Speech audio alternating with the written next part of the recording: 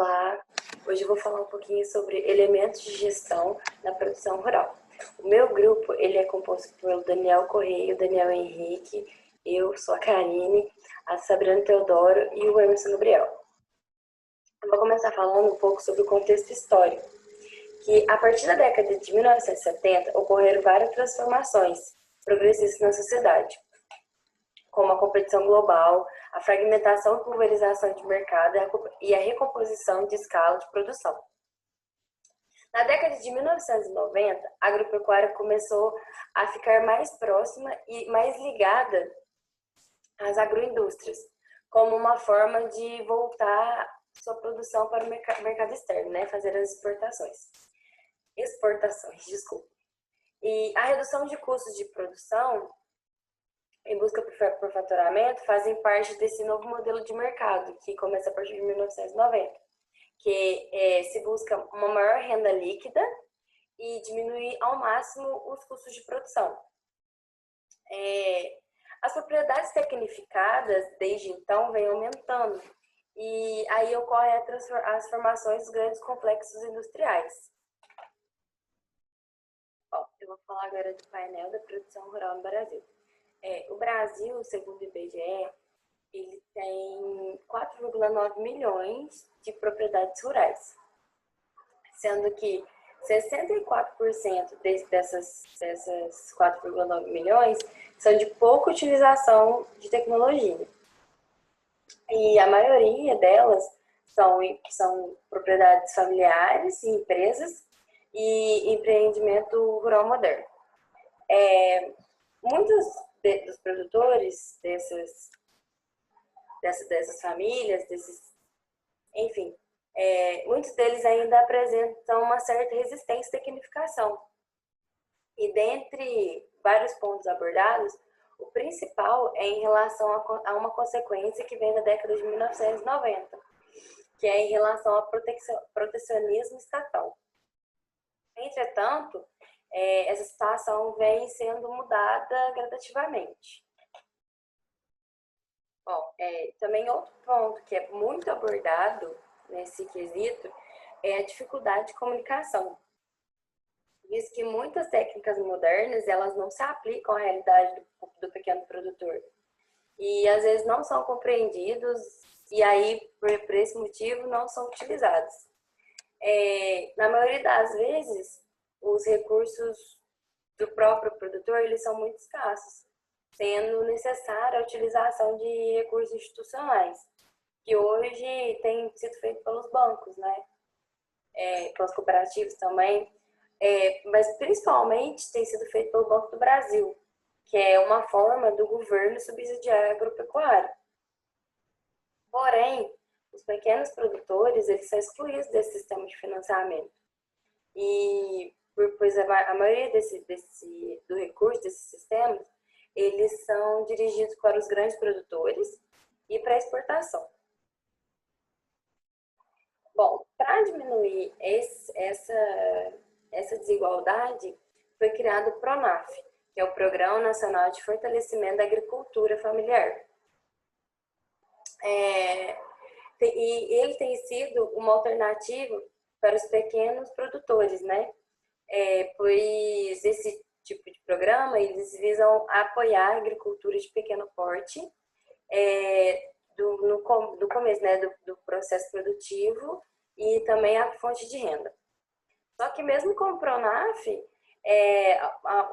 várias dificuldades são encontradas na gestão dos empreendimentos rurais, como a tomada de decisão, visto que só se pode ter acesso aos excedentes de produção após ter feito investimentos iniciais.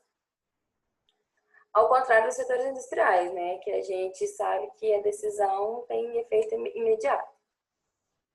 Algumas ferramentas de gestão são essenciais para o sucesso do processo produtivo, como a definição de produto e processo de produção, o sistema de qualidade, planejamento e controle da produção e a logística. Olá, meu nome é Sabrina e vou falar um pouco sobre caracterização dos empreendimentos rurais. Primeiro a gente tem empreendimento rural tradicional. que tem como características equipamentos agrícolas rudimentares, a estrutura organizacional é familiar, tem alto grau de incerteza, pouca flexibilidade na escolha do produto e cultivares geralmente herdadas ou regionais. Tem como aspecto positivo a subsistência familiar e como negativo a resistência frente à inovação tecnológica. O que limita a tecnificação desse grupo é a falta de conhecimento, a falta de suporte técnico e a falta de apoio financeiro. Empreendimento rural em transição. Atualmente, a gente pode observar propriedades que utilizem técnicas de produção em questões de administração rural para benefício tanto do produtor quanto da sociedade.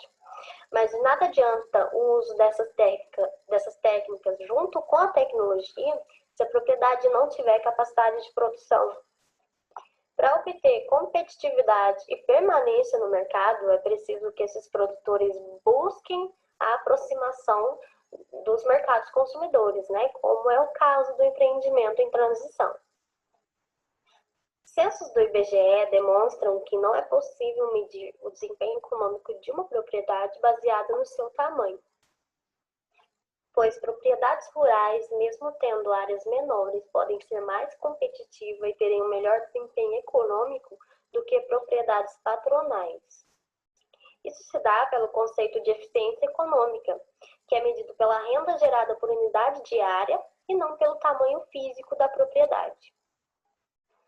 Antigamente, o consumidor se submetia à condição de aceitar o que viesse pela falta de oferta no mercado e falta de qualidade dos produtos. Com isso, o consumidor ficava de mãos atadas. Hoje em dia, à medida que as ofertas se ampliam, as margens não são determinadas mais pelo produtor, e sim pela diferença de quanto o mercado dispõe a pagar e pelos custos de produção. E as formas de ampliar o ganho são a redução de custos e a agregação de valor na forma de qualidade.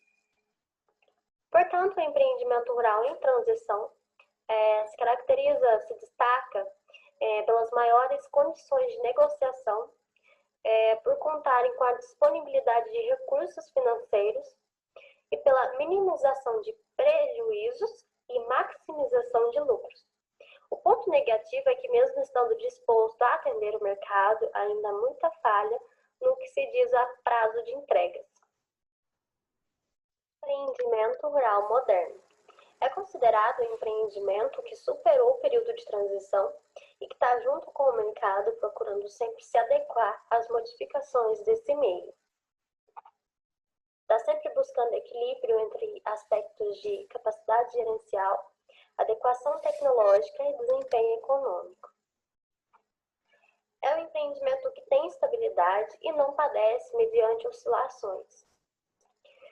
Existem variações sobre as produções de ciclos curtos e ciclos longos, assim como na área vegetal e animal. Ciclos curtos têm um investimento econômico menor e assegura maior superação em casos de crise. E ciclos longos têm mais gasto com produção e exigem maior capacidade de gerenciamento. Hoje, no Brasil, ainda existem poucas propriedades que estejam nesse estágio. Eu vou falar um pouco sobre exigências do escoamento da produção rural.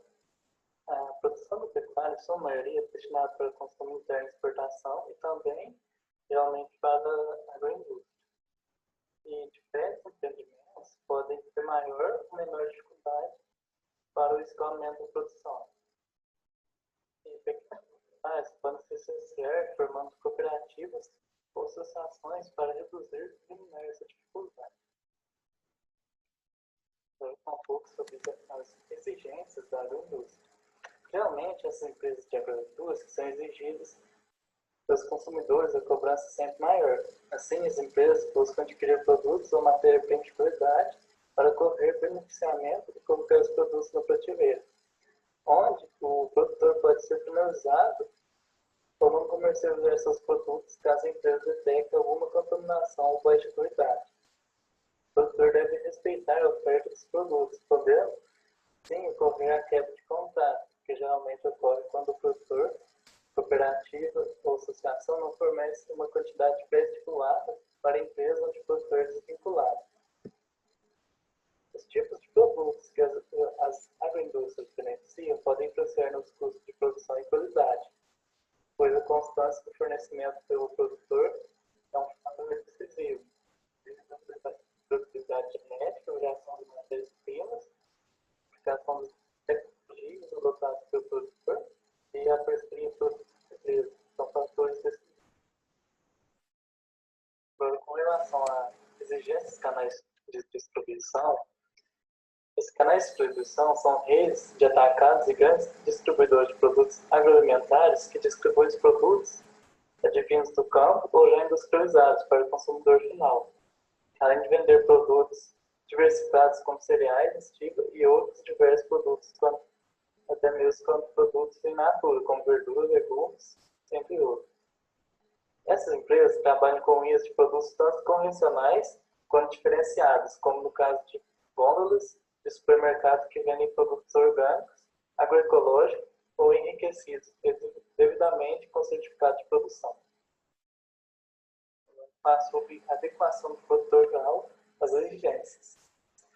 Com base no passado, já se foi o tempo em que a propriedade rural era considerada apenas como um sítio ou chácara, sem valor comercial ou planejamento de produção.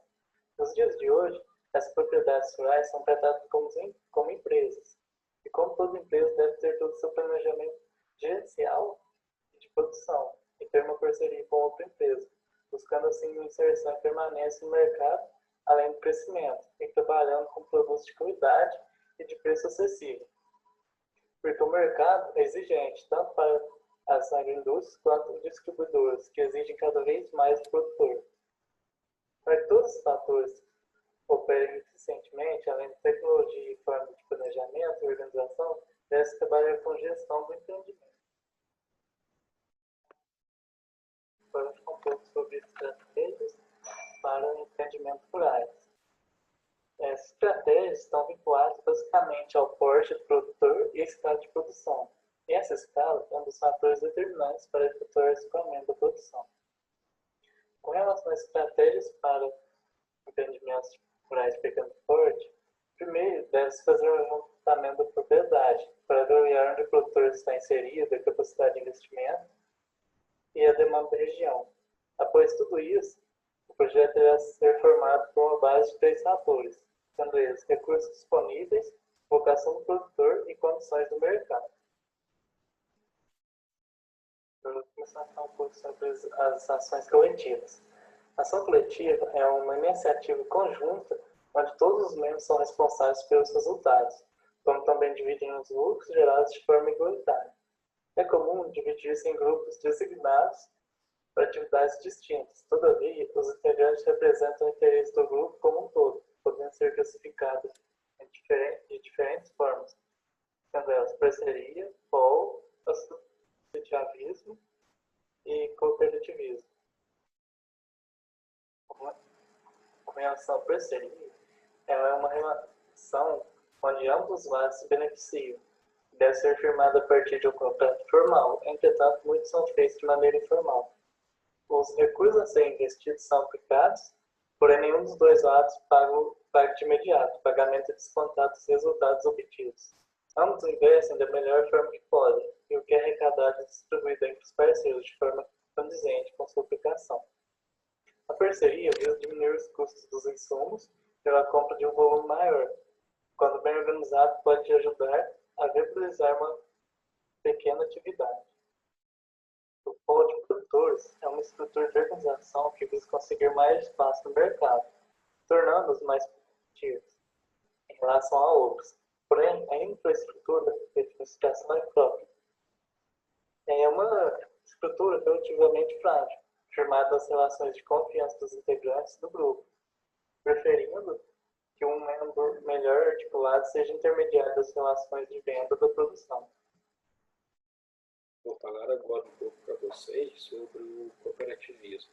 Bom, o que seria a prática do cooperativismo? Seria quando se reúne pessoas, grupos que tenham pensamentos econômicos, pensamentos pessoais, em comum.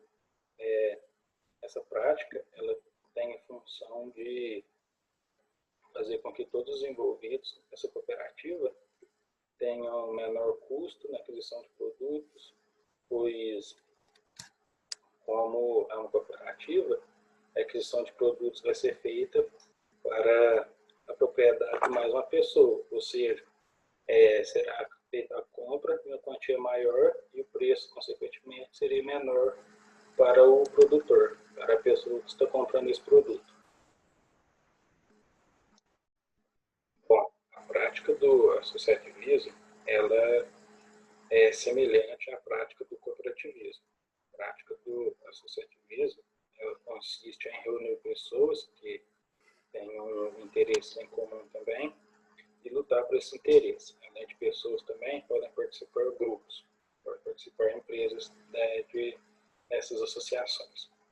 O objetivo principal delas são defender, né, os interesses das pessoas que participam dela, e ela também, sempre que necessário, ela realiza eventos na região para que a economia da região se aqueça. Com essa economia aquecendo, o consumo das pessoas também vai aumentar e, consequentemente, a venda de produtos das pessoas que estão na associação também aumenta, ou seja, tem um lucro maior. No que diz respeito ao agregamento de valor em produtos, ele pode ser caracterizado quando o produtor ou a pessoa que está vendendo esse produto, ele mostra de todas as formas para o cliente as qualidades e os pontos positivos que esse produto irá trazer para ele. Existem 3 tipos de agregamento de valor. Podemos citar primeiro o valor econômico, que se consiste, por exemplo, na relação que existe entre o preço e a quantidade do produto. Podemos citar também o valor funcional, que no caso seria qual função que esse produto estaria fazendo na vida de quem o adquirisse. E também podemos citar o valor psicológico. Esse valor psicológico se consiste em saber quais vantagens, quais benefícios quem adquirir o produto estará tendo com a adquirição do produto. Existem dicas que foram elaboradas por especialistas para que o produtor possa ver se o seu processo de agregação de valor está ocorrendo de maneira correta. Algumas dessas dicas são conhecer bem o público-alvo, conhecer bem o seu concorrente de vendas, pode ser também como fazer pesquisa de satisfação do produto, e podemos lembrar também que o agregamento de valor ele tem como se fosse um público-alvo. Os produtos que têm valor agregado têm um público-alvo destinado para a venda. Oi, tudo bem? Meu nome é o Emerson. Eu vou falar um pouco mais sobre a industrialização da produção. O processo de desenvolvimento industrial ele irá se caracterizar em uma determinada localidade, cujo seu principal interesse é a substituição do modo de produção para aumentar a lucratividade da empresa em questão. Mecanização das atividades. Esse fenômeno ocorrerá através de mecanização das atividades em substituição de algumas funções exercidas pelo homem, proporcionando uma produção maior e em grande escala. Expansão das indústrias. Ela vai estar diretamente ligada ao processo de urbanização e crescimento demográficos das cidades em questões. Outros aspectos de industrialização é o desenvolvimento da cidade, que seria infraestrutura, transporte, comunicação e diversos ramos de serviços. Agora eu irei falar um pouco mais da industrialização da produção e seus aspectos positivos.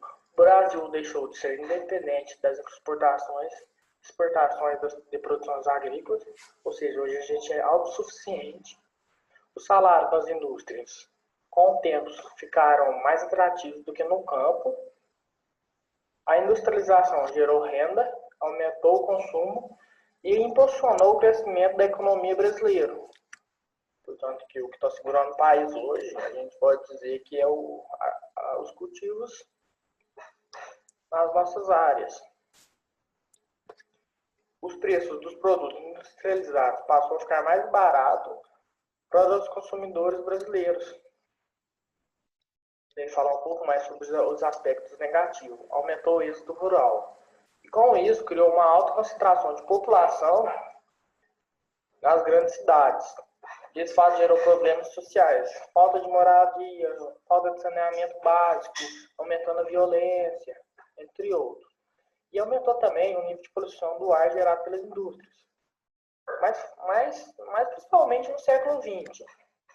E também aumentou a poluição de rios, contaminação do solo e o uso de cada vez mais máquinas e equipamentos tecnológicos para aumentar os desempregos na indústria. Assim, tendo mais mecanizado do que pessoas trabalhando.